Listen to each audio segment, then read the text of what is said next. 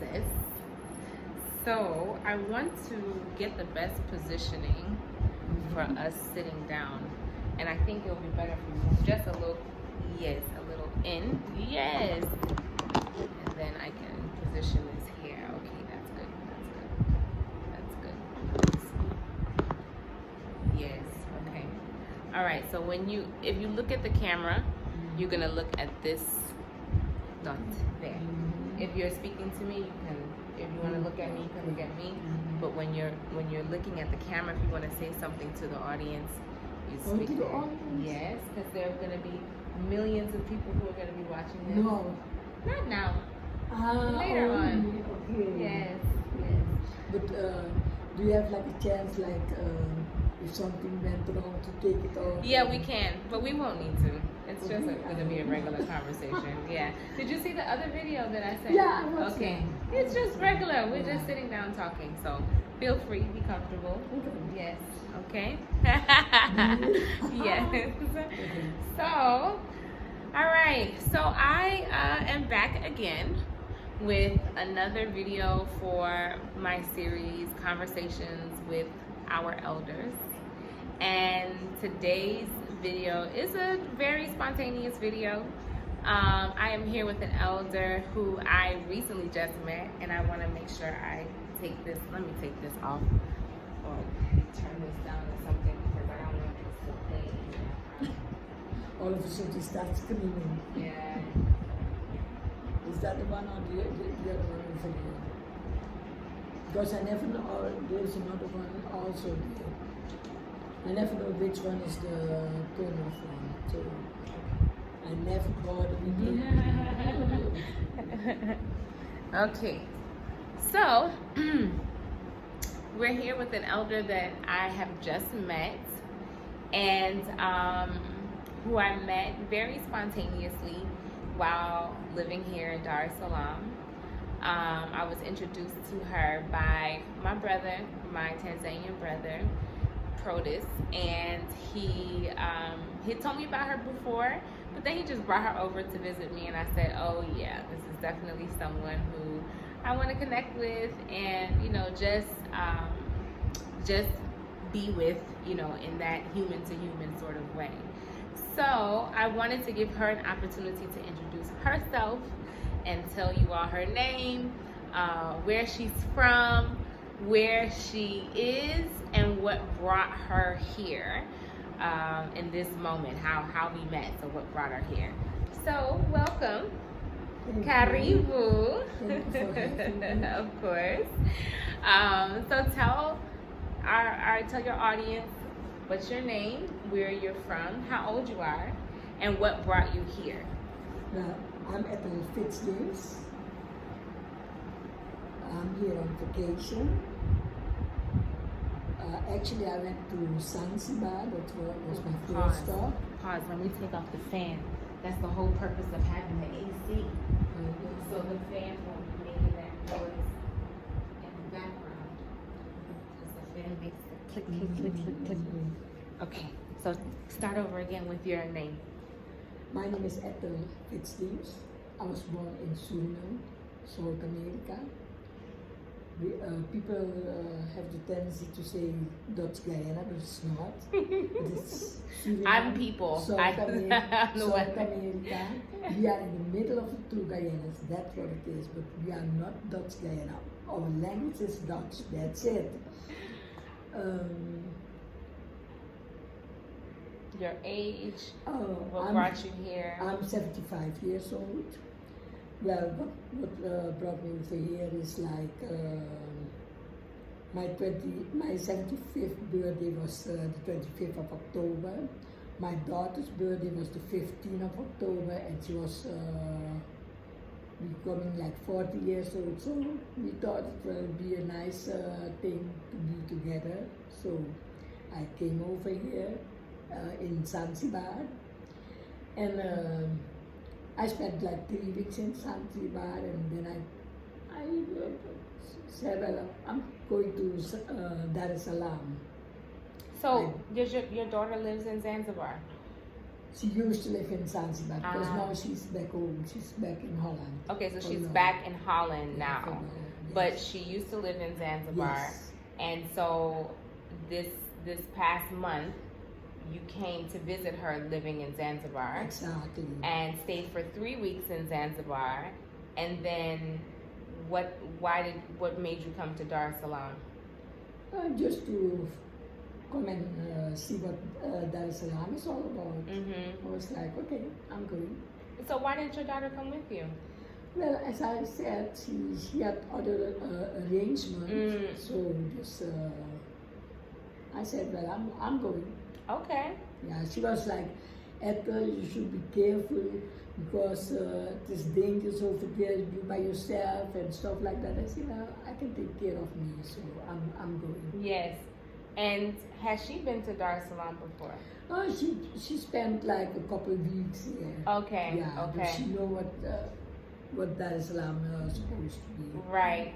But she told you it was dangerous.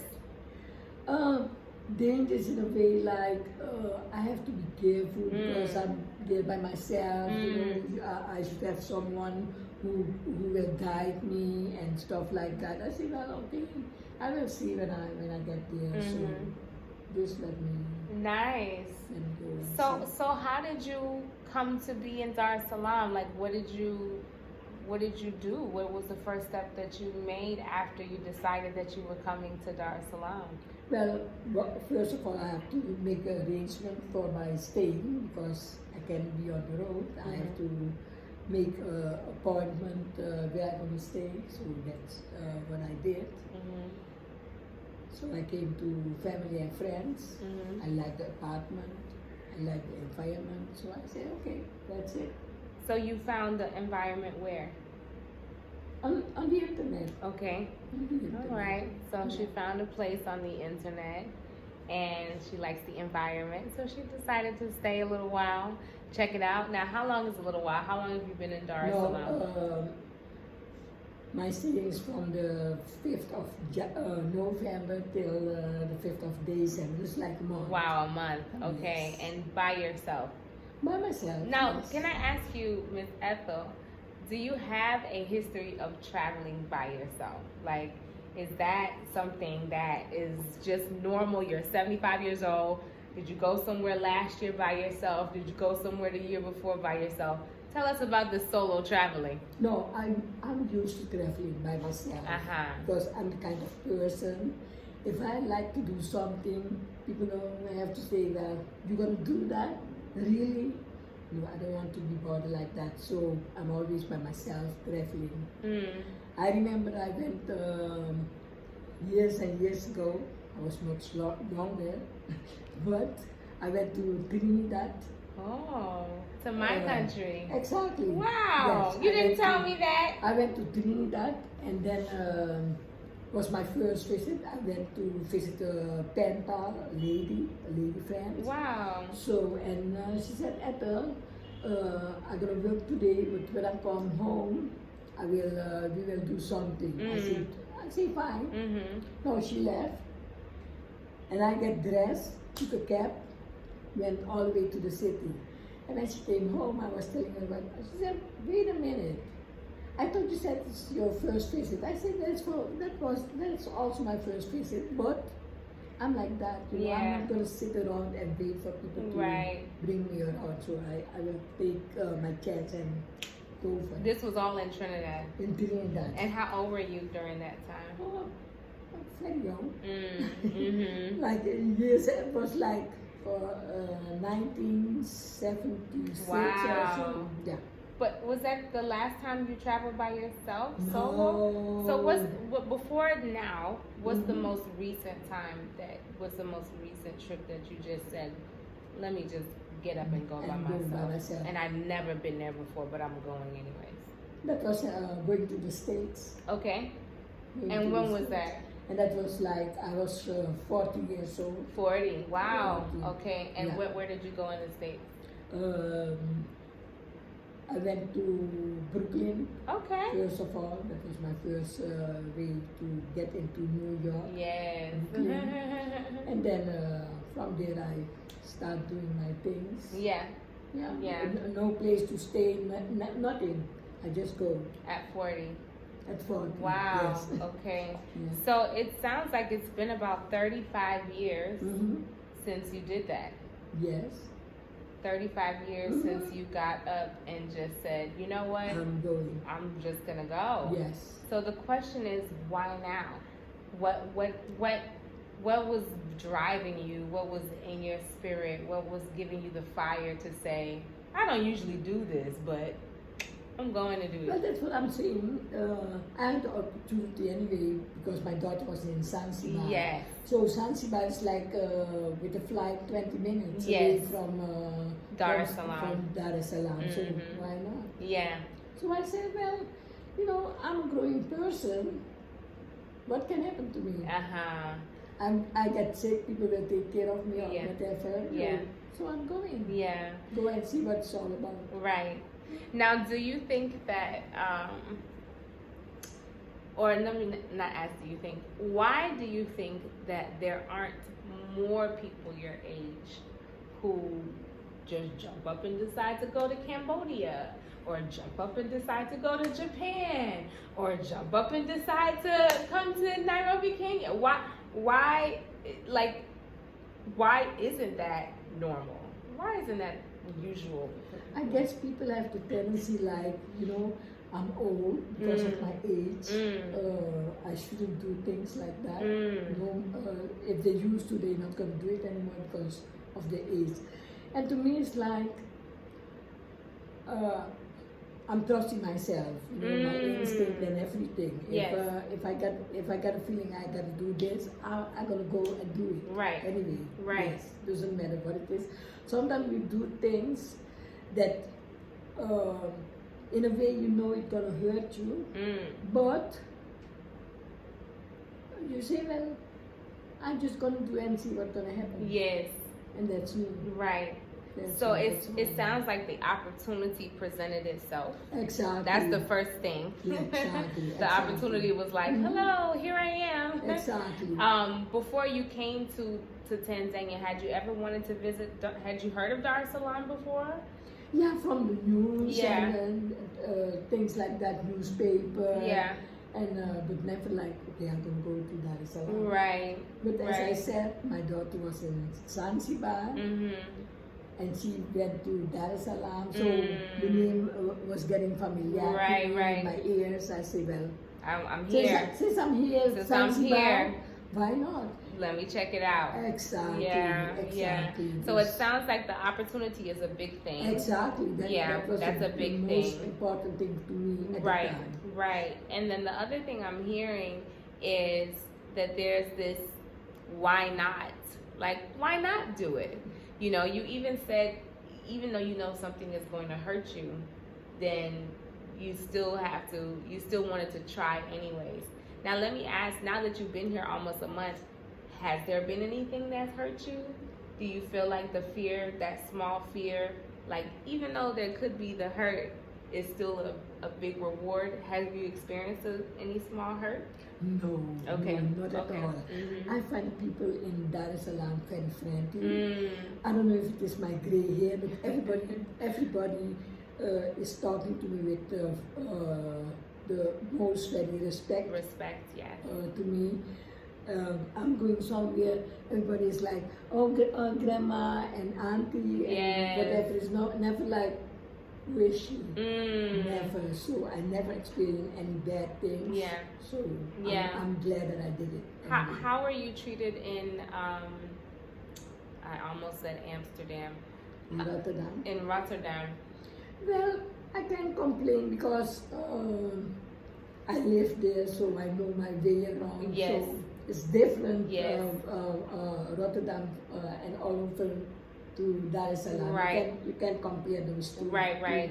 Well, places. comparing in terms of culturally, because even though you are living there, there are many seniors who live in a place, and even the way they're treated in that place is not with respect, because the culture does not ask for that. You know, one thing that I appreciate about African culture is that there is a hierarchy.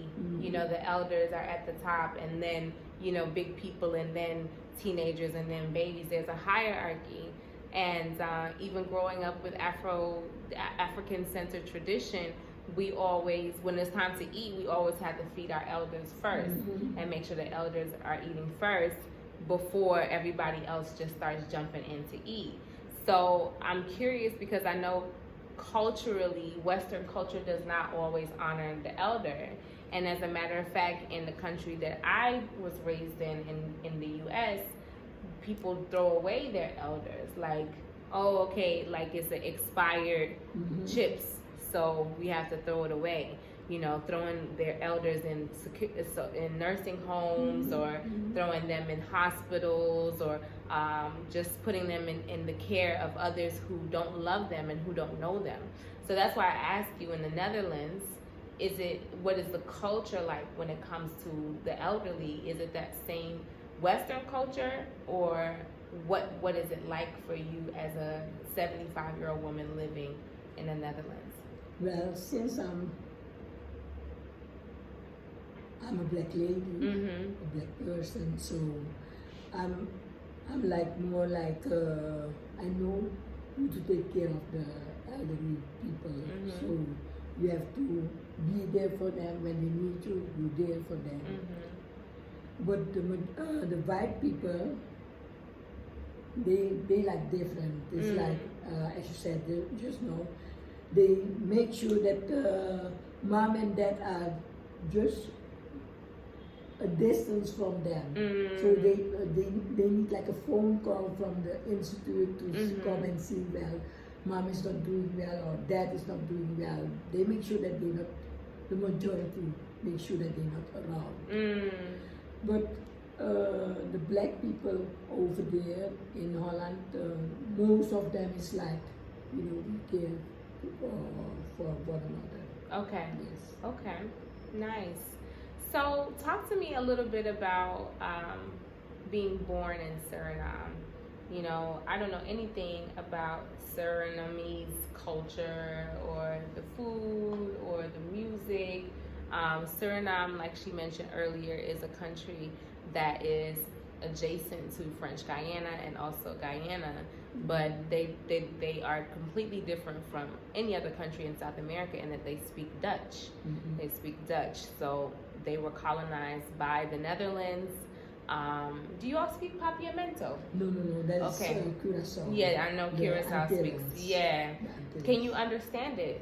No. Not at all? No. Okay. I went to Curacao once, and I had the most weird experience of my linguistic life. Went to Curacao. I was leaving from Dominican Republic and going through Curacao to go somewhere else, and ended up getting stuck in Curacao. So I really had an attitude in the airport. Curaçao's airport is this big, so I was like, oh God, I don't want to be here.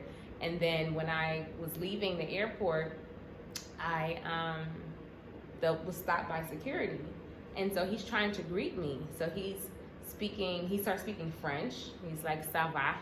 And I mean, I can respond in French, but I was tired. It's like 2 o'clock in the morning. I don't want to talk. I just want to go to my hotel, shower, go to sleep, okay? I'm stuck here. So he's like, ça va? And I'm like, So he's like, he speaks Portuguese, and I'm like, And he starts speaking Spanish, and I can speak Spanish, but I still was like, because I don't want to talk. Then he speaks a language I never heard of before, and that clearly is Papiamento now. And I'm like, I don't know what that is, but And then he says hello, and I'm like, wait a minute, how many languages do you speak, sir? Like, now I'm feeling some type of way, because I did not know in Curacao that they spoke so many languages. I had no idea.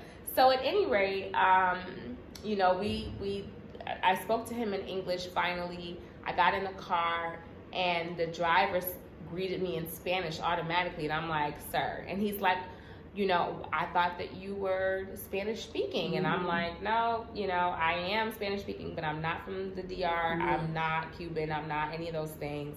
I am Trinidadian.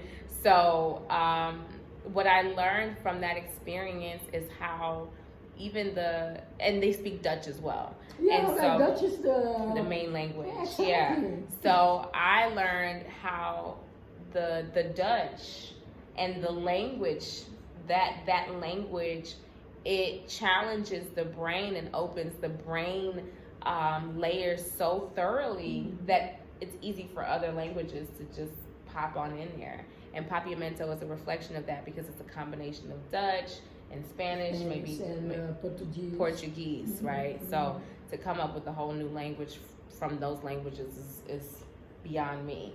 But you don't speak that and you don't understand it. No. Okay. So what was life like growing up in Suriname? How long did you stay there? How long did you grow up in Suriname before you spread your wings and flew out into the world?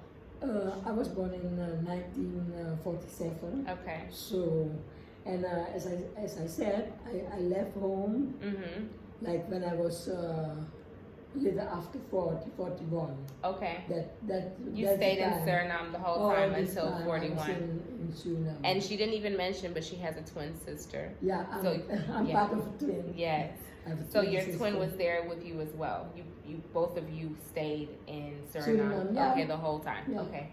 And what was your career during the time that you were in Suriname? Well, I started as a school teacher, kindergarten. Okay. Kindergarten. After that, I went to not a foster care, but kids with social and behavior problems. Okay. After that, I went with a job similar to the same thing, but not it's more like kids with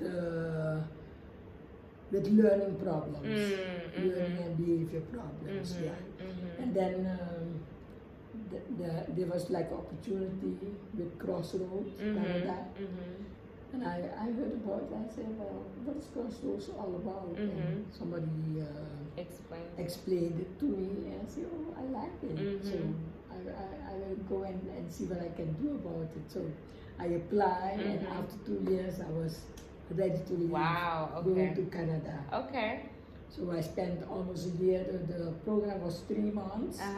But knowing me, I was thinking I'm like a Canadian. So do my job, shoe shining, all kind of job just to survive. Okay. So and after a while, like almost a year, so I went back to Suriname. While I was still in Canada, I told my mom, I said, but I'm not going to stay in Suriname, I'm going to the States. And I said, okay. At this time, did you already have your daughter? Yeah. Okay. Okay. Yeah, I had my daughter as Before well. Canada? Before Canada. Okay, got it. Yeah. And then I went to Suriname, and 6 weeks from that, I went to the States. So, I always tell people, well, my thinking is, if you have a dream, don't share it with people. One, people might laugh at you because of your education. How is she think she's gonna do that kind of job? Because of your education is not up there. So just don't tell people your dreams. Just keep it inside. And I went to the States. Start from scratch with home health aid, nursing assistant, medical assistant with the laboratory and all those stuff in it. I said, yes. Because I was like 3 years old, then I started walking. You were like how old? 3 years. 3 years. You weren't 3 years old. When I was after I was born, I was 3 years old, then I started walking. Oh, okay. You have to explain that to people because people heard you talking about home health aid. Yeah, and then now you're 3 years old. I'm like, wait, what happened? No, okay. I mean to say. So you're going back to your childhood. Exactly. Yes. I was 3 years old. When she was 3 years old. Yes. Then they had to operate on me before I could walk. Okay. I learned to walk at 3. Yeah. Right. In the hospital. Right. Got it. Okay. And then I got like a blood transfusion. Uh-huh. My mom was telling me all these things, growing up, and I was like, oh, I'm wondering, I like to do that kind of job. But as I told you already about my education, it wasn't that up there. So you have to start building it up. Right. So which I had the opportunity to do it in the States. So, and all of a sudden, I got there. I got medical assistance, and there's like a package with everything in it that you can draw blood and stuff like that. And I went from the state to Holland, and I started doing more things about laboratory, so that better myself. So you moved from the States? Yeah, going to Holland. This is for the first time. You were living in Holland. Yeah, well, I went there before, but that was just on vacation. Right, so you moved to Holland. Yes. Okay, what made you decide to move to Holland now? Because my daughter was living there with her father. Ah, okay. Yeah, and how old was she at the time? She was like 14, 13, 14. Okay, yes. So she decided to move to Holland at 13. Not she decided. There was something going on. She wasn't doing too well in school, and her father, her dad said, listen, the way she's reacting in school, I don't think she's gonna make it this year. And if she's not gonna make it, I make sure that she come over and stay with me. Okay. Since I know her dad, he's a man like this, everybody have their up and downs, but he's like this, and I know that for a fact. So I trust him. Yes, take over it. Okay. And I was explaining that to my daughter. I said, listen, because she was like, I don't want to go to Holland. I don't want to, because then I was in the States, and she was in Suriname with my mom. Ah, okay, so she's born in Suriname. Yeah. Okay, got it. And then I explained to her, I said, well, listen, you know why a child have two parents? That is, if one can do it, the other one will take over. I said, that's why they have two parents. Absolutely. So you got to go with this. And I'm telling you right now, you got to stay one school year. If you don't like it, I will make sure that you back to Suriname. I will be next to you. Yes. And we're gonna be together. So that's what it is. Now, would you say that you have a close relationship with your daughter now, or at that time you were closer? Describe the relationship that you have with your daughter. Well, then it was like mother and daughter, because I was in the States, but I make sure that I do what I have to do to feel good, so that I can how you call it, that she can get a feeling, well, my mom is doing okay, so I should do okay as well. Yeah. That's how I felt about it that time. So she was living in Suriname with my mom. With your mom. Yes. You were living in the States. Yes. Okay. So you were saying that relationship was like mother and daughter. Exactly. Okay. And so if you were already living in the States and she was in Suriname, when she left and went to the Netherlands, why did you feel the need to go move there as well? Because you all were already separated location-wise.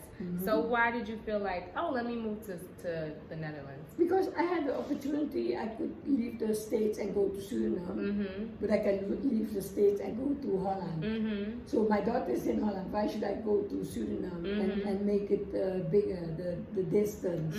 Okay. So I chose to go to the Netherlands. Yeah. Even though she was still staying with her dad. Yeah. But I was there. And I was there. Yeah. So this talking about the medical thing, the laboratory. I also did dialysis. That is like people with kidney problems. Right. So, I went to Holland. And then I started doing extra courses just to build up my my education with the laboratory. So and all of a sudden, not all of a sudden, things happen. You know, like it was in 2008. My mom passed away, and that's the year, the same year, like in August, September, I applied for this job at the blood transfusion. Okay. And I got a job, and I was like 60 going into 60. Wow. 61. Wow. 60 going into 61. Okay. And then I had the opportunity to get a job that I was really looking for all my life. Oh, nice. Yes. That's why I'm saying never give up on your dreams. Never give up. Because your dreams, you have to keep them alive. Yes. Nice. So you wanted to do blood transfusion Exactly. your whole life. Exactly, when I was growing up, you know, but as I told you, my education wasn't like that. You know, you have to be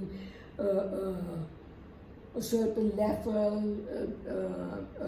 chemical, Can stuff I like ask, that. was there anyone that you told that you wanted to do blood transfusion? No. You never told anyone? Never. And that's what I'm telling you. When you have a dream, keep it for yourself, because people might laugh at you, and when people start laughing at you, you say, well, they are right, you know, what the hell do I think that I can do a job like that? But do you think that to some extent that telling people about your dreams actually can hold you accountable to them? Because if somebody doesn't know, if you don't know what I want to do, then when you see me, if you see me being lazy, you won't be able to remind me of the dream that I have to do this or to do that. That's true, but for me it was more like I'm gonna keep it inside. You know, it's my dream, and I don't like people interfere with my dreams. It's my dream, so I will keep it that way. Nice. Did you teach your daughter the same thing? I always said to my daughter, go and do what you feel like doing. Don't let nobody hold you back. Go for it, and you can do it. That's for sure. You can do it. If you could say something to yourself, if you could have a conversation with yourself when you were, let's just say, 40 years old, what would you say to yourself at 40? If you could go back in a time capsule and open the door and see Miss Ethel there at 40 years old. Where were you when you were 40? Was it in the States or was it in Canada? I was in Suriname. Suriname, okay. In Suriname. So if we can open the door in Suriname and see you there, what advice would you give yourself at 40 years old? Go after your dreams. Okay, go after it. Go after your Were dreams. you going after it at 40 already? Yes, I was thinking about it. But were you going after it? What's the difference between thinking about it and going after it? Well, going after it, because when I got the opportunity, like going to Canada with the Project Exchange program, I grabbed it with both hands. Right. Even though I had a daughter, I said, well, okay, I have one daughter, I have my mom, I have my sister, so do it. And the thing was, my daughter, I haven't moved her from one place to the other. She was living with my mom all this time. Yeah. I was living in another place, and she was always with my mom. It's not like moving her around. That's how I felt. Yeah. So this, for me, was like, okay, I got an opportunity, and just go for it. So Ms. Ethel, let me ask you now, you know, you're 75. Is it safe to talk about your dreams now? Well, I talk about it already. Well, I'm asking because Yeah. you already did that dream. That's a dream fulfilled. Yeah. So now what do you dream about? What's the new dream? You're 75 now. What's coming up? What do you want? What do you aspire to do now? Well, my dream right now is that I can have a good and better relationship with my daughter, my grandchildren, her husband, my sisters, and my siblings and family. That's what my dream is right now. That the family is getting we're not supposed to fall apart. We have to come together. exactly. Yeah. That's what my dream is. Yeah. Is there anything that you think that you could have done to keep it together? Like, even now, I am this age. I'm almost 40, and now I can look back and see, hey, maybe if I did these things before, then that would help to bring my family together so we're more connected now. Is there anything that you can look at and say, we really could have used some more of this, and that could keep us connected, or that can even bring us back together? What advice would you give about keeping the family together? Well, my advice will be like, there's a situation, so instead of taking sides, I'm on your side or on that side, try to bring people together, talk together, find out what is the problem, What's going what is going on, right? What's the real problem? Yeah. Because a problem is not just a problem; it's more than a problem. Of course. So you got to, as a family, you got to know one another to get together and know, well, if I'm going to this person, I know I will get the real answers. Because you have people in your family, it's not my business, Right. I stay away of it. Right. But that's no help. Right. That's not a help. Right. We need everybody together. We got to stay together and stay as a family. Stay connected. And connected. Yeah, Yes. for sure, for sure. I have a question about health, Yeah.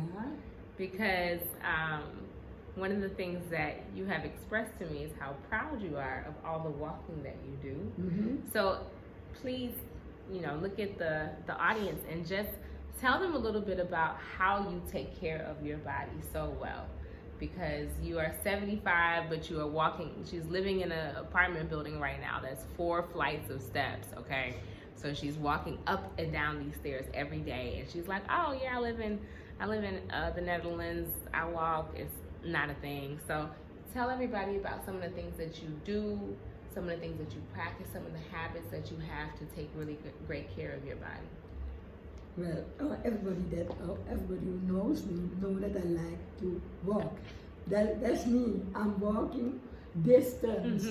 People are coming to me to visiting me, and we are going to somewhere, and they ask, Ethel, how far is it? How long of a walk is it? Oh, just no, Ethel, don't tell me that. I know you. I know better than that. Right. So how long? Right.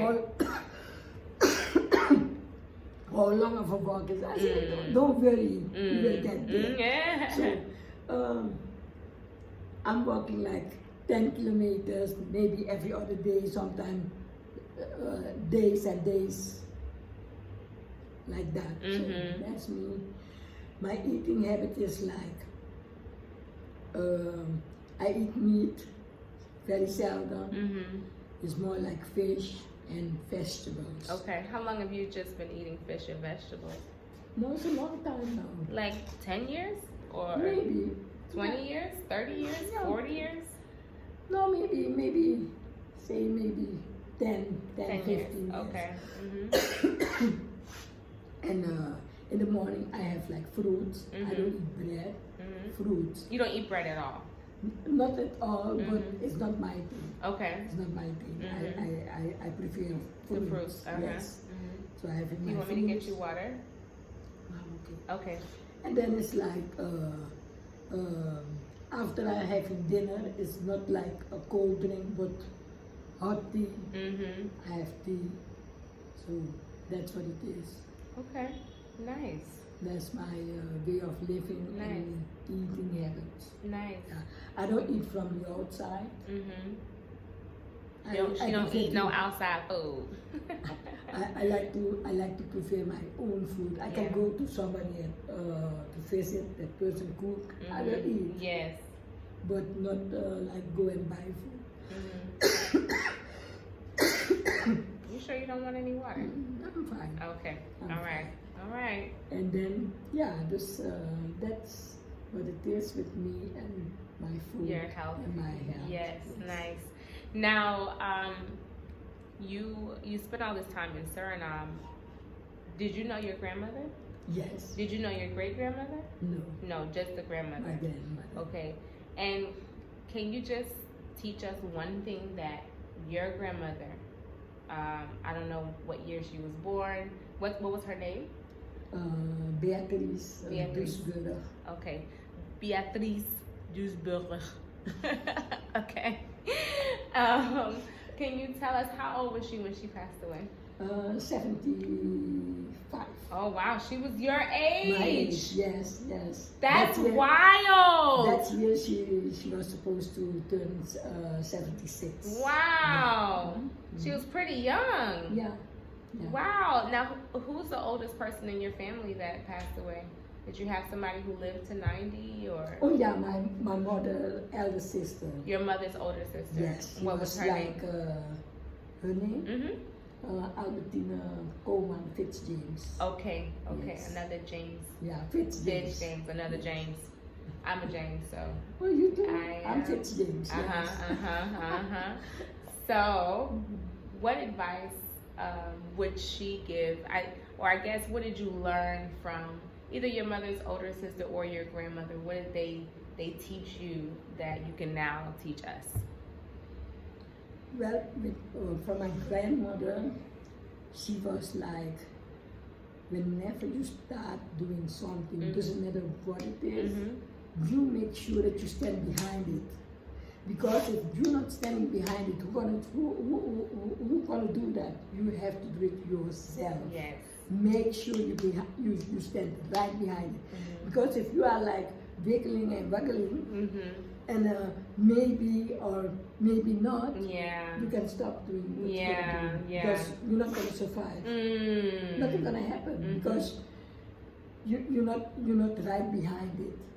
And that's one thing that I learned from my grandmother. If you start something, make sure try to finish it. And when you start something, you like to do that. Just focus on it and go ahead and do it. That's nice. What my grandmother used to say that. Nice. I kept it always in my head. Come on now, Yes. Grandma. I love that. You know, there's a saying in Dutch. Ja heb je. Nee. Nee heb je en ja kan je krijgen.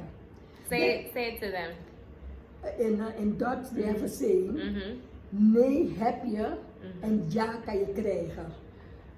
I'm like, I was working at what does it mean? What it means is like, you're gonna start doing something, and somebody can tell you no, but just you will get no, but somebody else or somebody else will tell you yes. Okay. But to me, it was so. I couldn't understand it. I was working at a place. I remember the day like yesterday, and they start talking about. I said, what do you mean? How you mean I get no and then I have no? Nee happier and ja kan je krijgen. Yeah, that's what it is. Say it again. Nee happier and ja kan je krijgen. How do I get no? I need yes.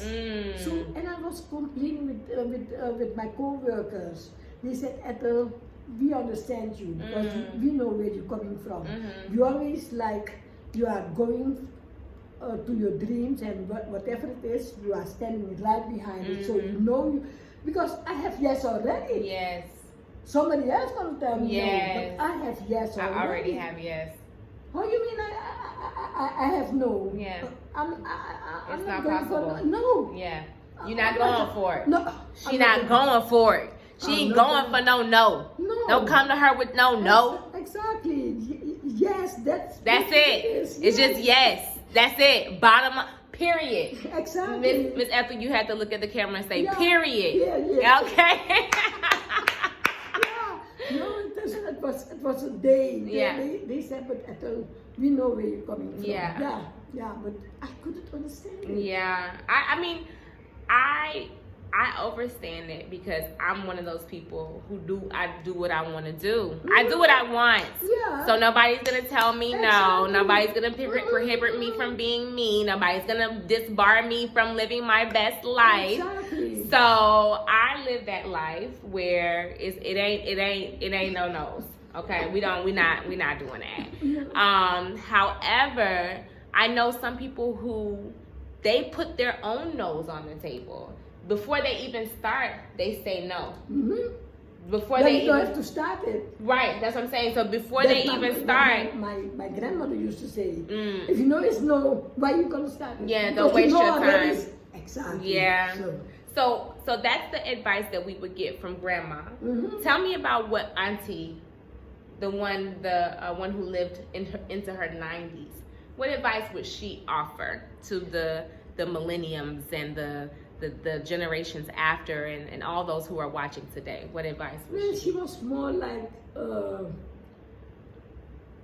not laid back, but she was more like do good and good will meet you. Okay. Yes. you know? Simple. Yes. Do good yes. and do good will come to you. Exactly. I love that. Exactly. I love you that. know, so, and that's how I feel. Yeah.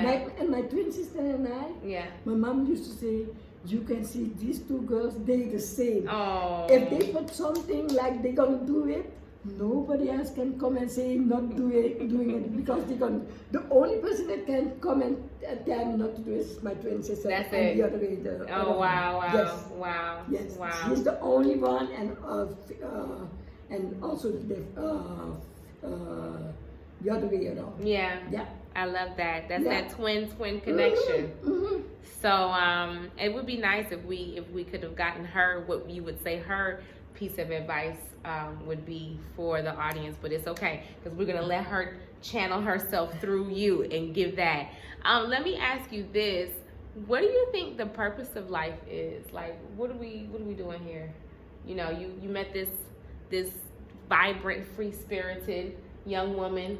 You decided, oh look, this woman and she's going to a fashion show. Let me go ahead and see if I can go with her. Yesterday, me and Miss Ethel went to the Swahili Fashion Week yesterday. How did you enjoy yourself? So for me it was amazing. I was sitting there, but I was like always like, I'm here for you. She's really here. I'm here for you. I couldn't believe it. I was like Surreal. this. Yeah. It was great. Yeah. And Miss Ethel, this is the first time she's meeting me, maybe 2 days ago, and I just invited her because I was going to Swahili Fashion Week. So I said, you know, hey, you want to come? She's like, sure. So there we went. But this is the first time that she's actually out with me, so she doesn't know the goddess queen is first class. So we're not gonna sit anywhere where we can't see. We're gonna sit in the VIP section. We're gonna have the proper gift bags that the VIP have. We're gonna have proper service. We're gonna have proper lighting. Nobody's gonna tell us anything because we are 5-star VIP. So she had her 5-star VIP experience, and it sounds like you enjoyed. Yes. I really did. Amazing, because Yes, it was amazing. that's what happens when it's goddess queen affiliated. Okay. But I am curious, you know, what would you say that this life is all about? What is this about? What is your estimation, you know, of what we're actually doing here? What is this for? Well, there's something. Everybody's here for a purpose, and nothing happened. There's always a reason why something happened. Of course. You don't know it right away. Yeah. Maybe after 10 years. Yeah. And then you say, okay. But everybody have a person in a purpose in this life. You're not here for no reason. You're here for something, for somebody, whoever it is, wherever. But you're here for the purpose. Yeah, for sure. Yes. For sure. So all of us have something that Exactly. we're here to do. We're here to do. And for the ones who haven't figured that out yet, like if there's somebody who's watching you right now, listening to you, and maybe they agree with you, but they haven't figured it out yet, what would you say to them? If they're like, Miss Ethel, how do I find out what the purpose is? You just have to open your eyes, open your mind, especially your mind. Open up your mind, and be there whoever needs you, and you will get the answer. Okay, nice. I love it. I love it. Well, Miss Ethel, thank you for your time. You're welcome. Thank you so much for joining us today. I'm happy to be here. Yeah, I am always. I told Miss Ethel that there's 3 types of elders, really 3 types of older people that I have observed. I attract a lot of older people. I'm noticing these days. I'm just like, okay, great, yes, come on in. And I noticed that there's 3 types primarily. There's one type that is the older person, the elder, who is very nurturing, very loving. Hey, baby, what you need? You want some cornbread? You want some iced tea, sweet tea, and lemonade? Come on, get grandma a hug. Come on, get grandma a kiss.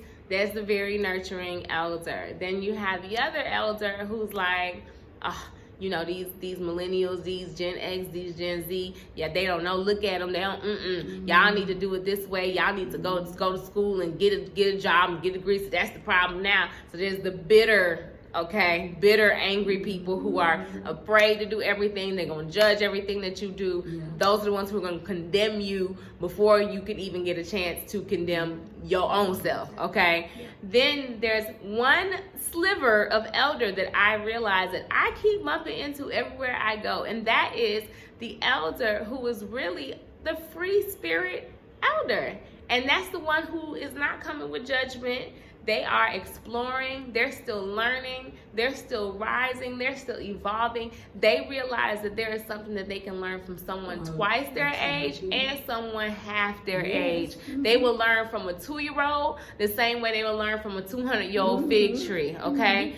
So that is the elder who is open, heart open to really showing up and really being able to give us advice, to be able to give us wisdom, to be able to connect with us, you know, just from a place of heart to heart, soul to soul, and human to human. So I'm very grateful. I'm grateful for all the elders, give thanks and praise. And then there's just old people who are not elders, like y'all just old, like y'all not elders, y'all not trying to lead nothing. And the way I qualify an elder, really for me, elders are the ones who have picked up the mantle of being able to give the wisdom, give the guidance. That is what an elder represents. It's not just, oh, you 70, you know, you're an elder. No, are you 70 and are you wise? Because they say age ain't nothing but a number, and that's actually true. Because there's many people who are 50, 60 years old, but still childish, you know, still very immature, still unwilling to grow up. You know, they do something wrong and, no, I'm not going to say sorry, and they need to say sorry. They're 15 years old, they should say sorry. Like, stop. You are 65 years old. You have to be the guide. You have to be the light. You need to be a leader, you know, and that is what an elder is willing to do.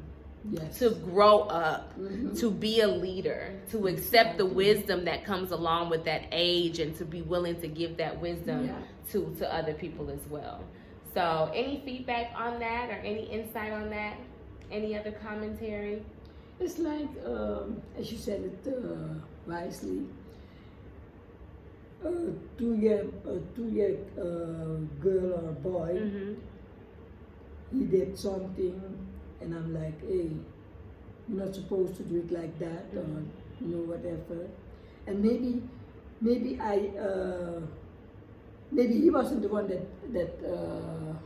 done it. I thought that it was him. So, and I tried to correct him. But all of a sudden I find out, well, that was the wrong one. I will go back to that. And say sorry. I say sorry. You know, I didn't mean to say things like that. I thought you were the one. That's me. You can be like over there. You can be the queen. You can be whatever. If I have to tell you something, I'm going to tell you. It doesn't matter who you are. I'm going to tell you. And if I have to say sorry, I will say sorry. Because to me it's like sorry mean like okay, it's not gonna happen again. Yes. Or I'm really sorry. Yeah. It's just taking And that's responsibility. what, yes. Yeah. And that's what it is. And you know, it's not easy. You know, one of the things because I'm technically a voice of wisdom as well. Mm-hmm. You know, even though I'm much younger and, you know, I haven't lived 75 years, Mm-hmm. 90 years, 100 years. My soul has lived thousands of years. So my wisdom is already present. Mm-hmm. And so there's lots that I've been teaching. But one of the things that I've learned is that you lead by example. You do lead by example. Yes. You don't lead by what you say to do. You don't. You can say, you know, treat people with respect, but if you don't treat people with respect, then you're not gonna get treated with respect. You know, so and that's why I say for me, from my standard, for the Goddess Queen standard, I treat everyone with respect. That is my opening statement. That is my introductory energy. You're gonna get this respect today, okay? Because you're not gonna come at me, and because that's not gonna happen. So let me come to you with respect, because you're gonna reciprocate exactly what I give you. You know, so that's it for me. But there is a dynamic that I do observe with many elders, many older people, where there's a lot of judgment and there's a lot of resistance. There's a lot of fear. There's a lot of, you know, I'm old, you're young, you need to do it this way because I said so. And that's no way to grow up. You have it doesn't work. That's life don't even work at that point. So I am very grateful to meet you. I'm very grateful to have this connection and this time that we are spending together, that sharing together. And at any time, wherever I am in the globe, Kari Busana, you are very welcome. You're welcome to visit me. I know this is your first time taking your solo trip in 35 years, but you did it. So if I'm another place and you want to come take another solo trip, you're welcome. You are welcome. So thank you so much for your time. Thank you, Miss Ethel. Thank you. All right, you all. So I will see you soon. I hope you are loving these interviews with our elders. Feel free to share the video. Feel free to like the video. Feel free to subscribe to the channel, because there will be more of my adventures in Africa and, of course, my conversations with my elders. So I will talk to you soon. And if you know an elder who wants to be a part of the discussion, who you want to submit and nominate, I am totally open for that. Send them my way. All right? Peace and greetings. Peace and blessings. Talk to you soon. Goddess Queen Jamila signing out.